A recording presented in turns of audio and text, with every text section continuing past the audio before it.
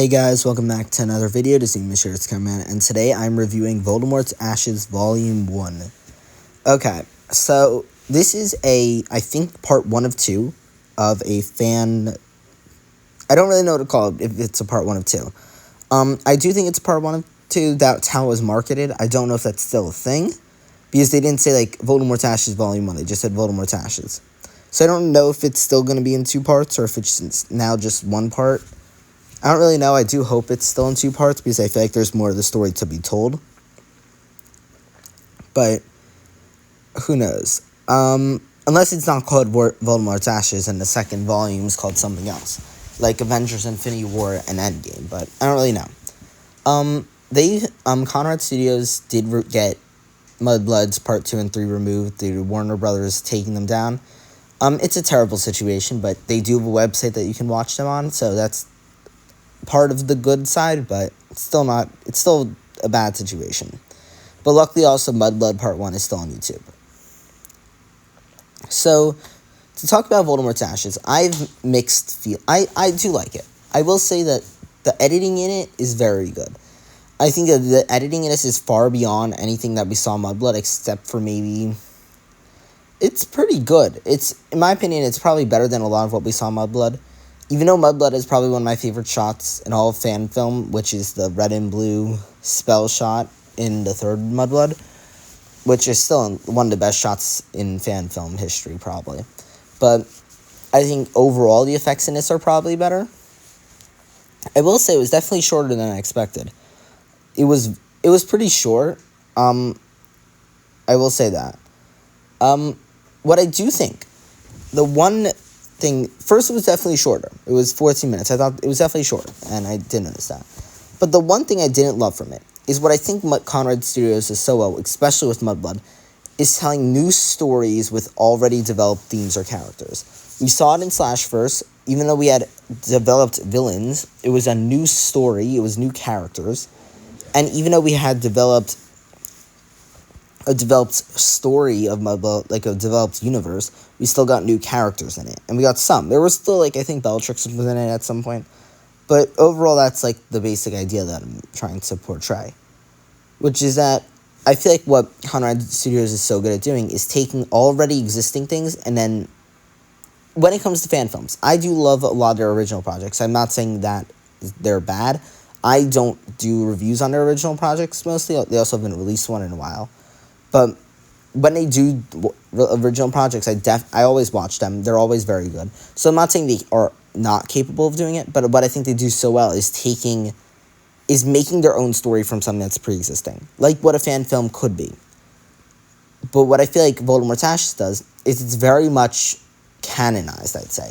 It's trying to fit into the story of Harry Potter. It's not trying to do something separate. It's just supposed to be Harry Potter. And I thought that could be cool, but I feel like it didn't work as well as I think they wanted it to. I will say, what I think Conrad Studios does well is showing things we never saw before with magic. You've always seen things that we didn't think were possible when it came to magic. Like, in this one, it was the main character holding off both strands of the magic with one wand. I thought that was really cool. And I feel like that they do these awesome things, but I feel like when they try to enter canon, they fall into issues. I saw in the comments of this, they were like, oh, Second December isn't the fourth unforgivable curse, and Snape vowed he'd never teach it to anyone. And I get it. Yes, I do understand where those nitpicks are coming from, but I feel like that's just part of what comes with doing this in an already pre-existing universe. If you're trying to tell a story and you're saying that it fits into Harry Potter canon, then I think that's when the issues start coming in. And I get this is a story they wanted to go for, and it's a really interesting story. I'm not saying I hate it, but I feel like that's part of the issue that comes with doing something like this. And I think that compared to Mudblood, the story in this is a little weaker than Mudblood. However, I think that can definitely change once I see part 2. If there is a part 2, I hope there is. But I think that's a huge part of it. You will like things more or not as more based on the second part. Across the Spider-Verse was good, but Beyond the Spider-Verse could really bring it up or lower. That's just how it works.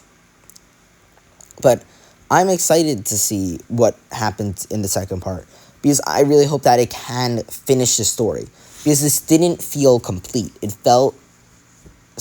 didn't feel as it like it's its own thing, and I feel like it needs to feel like its own thing, because that's something so important. And they were marketing this as their Netflix style Harry Potter series. I see it. It's broken up into two parts. It is the bland, it doesn't show much in its posters. It's very, and you definitely see it. The way that it's done, it feels like you're watching Netflix. Like, there's no denying it. And that's what they were going for. And it's awesome. I can't say anything otherwise. I love what they did with this. And I like how, like, at the end of the day, it's like bare bones almost. Like, they're not, even though they're doing a lot of interesting stuff, and they're really showing a really interesting thing. And I do really enjoy that. And I really like the style they went for. I will say that I really enjoyed it.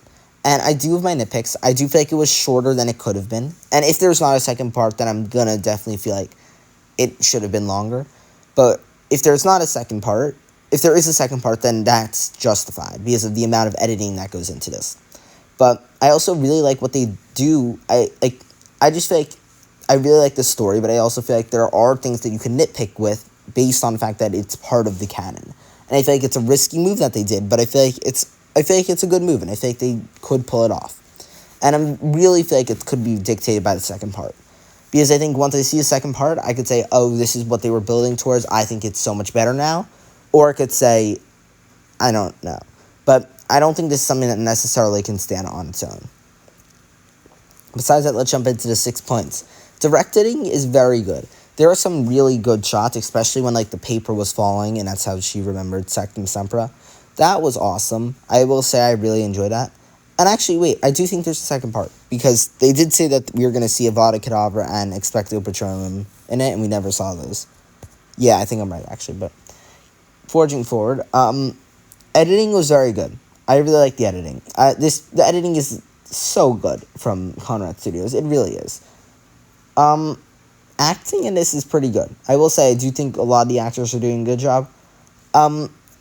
Overall, yeah, I do think all the acting in this is pretty good. It's nothing crazy. I wouldn't say it's on the level of Mudblood, but I don't think they have the material like Mudblood.